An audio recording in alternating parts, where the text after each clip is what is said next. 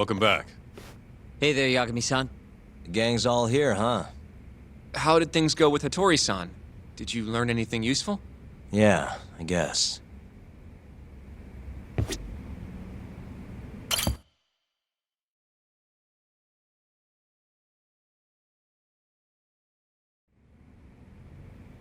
Wait, are you saying there isn't actually anything up with 89?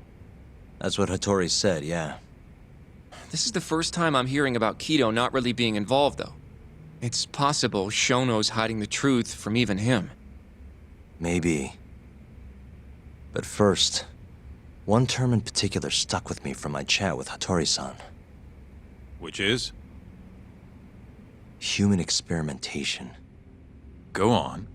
Apparently, 89 is just about ready to be tested on real human subjects. Well, that's gross. Side effects include bloating, blindness, and death, right? Knock it off. Sorry. What's bothering you about that, Yagami-san? Well, it's just... I've just been thinking... What if all these murders were secretly experimental trials for 89? You're serious? If Shono's the one behind all this... What? You think this guy Shono went out, hired an assassin, and started killing people? Guess it's a bit of a stretch, huh? Even if these people were test cases, why would Shono have to murder them? This is a dementia drug, not some kind of chemical weapon. No, but what if it really did have some kind of crazy side effects, though? Like, they didn't want to kill the people, but they ended up dying anyways. It was perfectly fine when they tested it on mice, though. If it ended up killing someone, then... Wait a sec. Yeah, wait a sec is right. We're on the same page here. What if 89 was completely harmless to mice, but lethal when introduced into the human body? If that was the case, they'd need to perform a ton of experiments to make sure it was fixed. Which is why they killed all those Kyorei guys. But back it up. If they're testing a drug, wouldn't they want to use it on an actual patient? I mean, it's not like those Kyorei guys all had Alzheimer's or anything. That's true. Actually, it says here that they test new drugs on healthy humans as well. They're the control group to make sure the drug is safe. Yeah, eventually. It wouldn't make any damn sense for him to start on anyone but real patients, though. But... Just give it a rest. Try taking this seriously for once. We are taking this seriously. Says the dumbass kid who keeps spouting tinfoil hat shit about goddamn human experiments. The only dumbass here is the guy who can't consider all the possible options. Oh, is that right? Next you're gonna tell me they experimented on old man Waku too. Fucking idiots.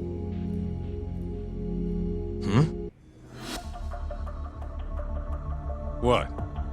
That incident 3 years ago at the ADDC. The guy who died, Waku-san. Didn't he have Alzheimer's?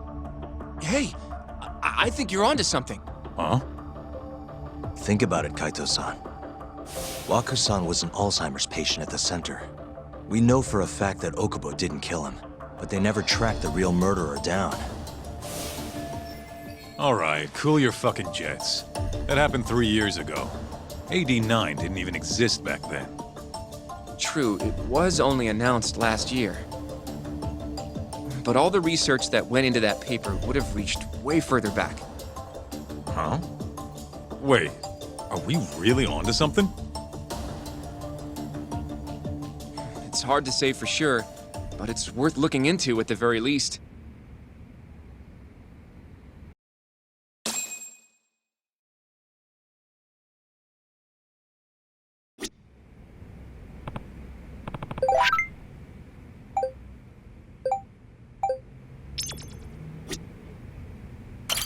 If 89's really what killed Waku-san 3 years ago, the ADDC's finished. Shit would be the scandal of the century. I have a few more thoughts about this whole human experimentation theory. Mind if we continue? Sure, let's do it.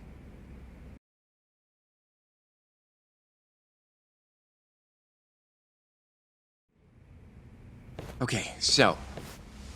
Let's say Shono did experiment on Wakusan. Why would he do that?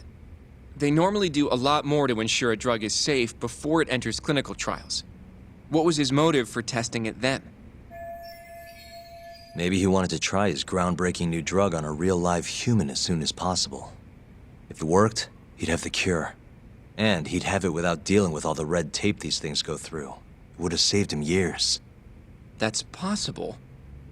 I guess Shono was surrounded by dementia patients. One little test wouldn't be a big deal, and if it succeeded, his drug would save the world. If it meant curing Alzheimer's sooner, he might have been okay accepting the risk. But instead of doing what it was meant to do, 89 had a horrible side effect. Death. The more I think about it, the more it feels like this is how it all went down. It's starting to make sense. But now, even though he knows the risks, he's still experimenting and using the mole to do it. I know this is all just a theory, but the pieces all seem to fit together.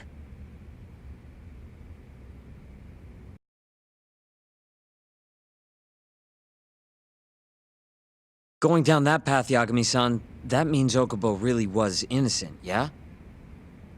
But he murdered his girlfriend right after. I mean, that's why he's on death row. Quit it, Sugiura. We'll get to that later. Yeah.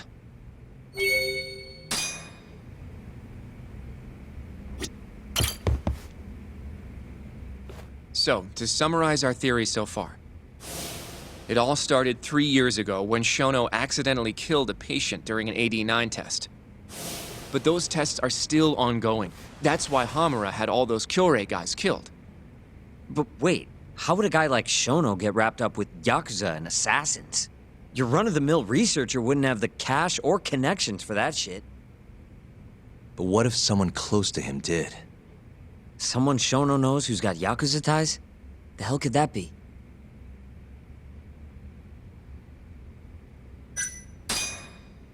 The Minister of Health. Naohisa Kazumi. But I'm not sure Who else do we have then? Someone who could get Hamura and Shono in touch. Huh.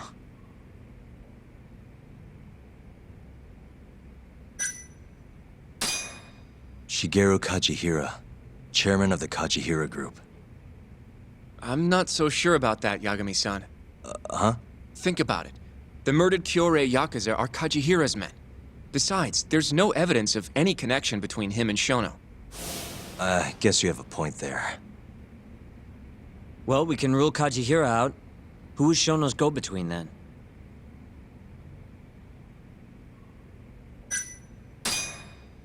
Ryusuke Kido, director of the ADDC. Oh, I see what you mean. Kido would have access to ADDC funding. There's even been talk of him having ties to the Yakuza somehow, right? I think you've cracked it, Yagami-san. It had to be Kido. I don't know if that's really true. Why? Think back to the '89 press conference. You remember the look on Kido's face? He was so proud, innocent even. But if he knew about all this human experiment shit, no way he'd look like that. Kid's got a point. Then maybe he was only told about the experiments after the conference took place. That would still make sense, right? First, Shono gets Kido to sign off on the '89 paper and publicly gives him all the credit. Thrilled about the possibilities, Kido proudly presents the research at that press conference. There's no turning back after that, even if he found out about the experiments. That's probably how Shono got Kido on his side. He then used Kido's funding and connections to bring in Hamura and the Mole. It feels like all the pieces are falling into place. That means Kido's not actually the one in charge. Right. Shono is behind everything. Let's say you're right. When did Shono start using this guy? When was the mole's first murder?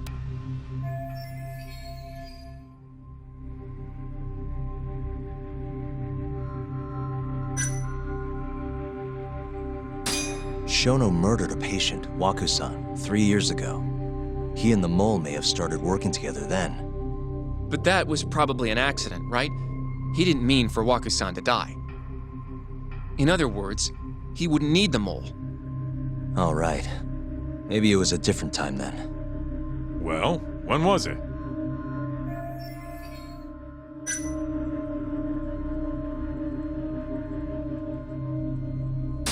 When those Kyorei guys started getting their eyes gouged out. That would make the most sense. Well, that's pretty damn recent. What about Hashiki's death, then? Shono has an alibi for the night Hashiki was beat to death. If he didn't hire somebody to do it, maybe it really was just a random passerby. No, that doesn't fit with the rest of the story. Hashiki inching closer to the truth about 89 was a serious problem for Shono. So, Shono hired someone to off him. The man in the black raincoat. He's the mole? That must have been his first job, huh? Yeah, only the best of the best assassins would have the skill to do what they did to Hashiki. Can't argue with that. Who knows how close Hashiki was to finding out about the human experimentation before he died. Yeah, and if he had, that would have been the end of the line for Shono. Seems like a plausible motive to me. So what, everything just makes sense? I don't know. If you have something to say it. I mean, this is still just a theory, right? It all sounds almost too convenient. What do you mean? If Shono killed Waku-san at the ADDC 3 years ago, then Okubo, the primary suspect in the case, would be totally in the clear. Yep. Already proved that in court, remember? But Okubo, he killed his girlfriend right after. He stabbed her over and over. Even set the place on fire. Reeked of booze, too, even though he was supposed to be dry. Defend him all you want, but the guy's a murderer. That's why the whole thing was such a big deal. Everyone realized the court made a mistake. It took the death of an innocent girl for them to realize that Okubo probably did it after all. Yet here you are, claiming the court got it right, claiming Okubo's innocent. But you just don't want to feel responsible for Emi Terasawa's death. That's it, isn't it? Enough, Sugiura! You're way out of line, and you don't know shit! Look, I know I get swept up in my emotions pretty easily sometimes. All the same, I'm trying to be fair here. Are you? So if we want to treat Yagami-san's theory like it's the truth, then we'll have to figure out whether or not Okubo is innocent. If he actually killed Waku-san. And how are you suggesting we do that?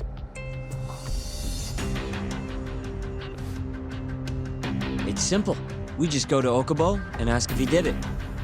You want to talk to him face to face? A meeting with a death row inmate isn't that easy. A lawyer like you should have no problem setting that up, right?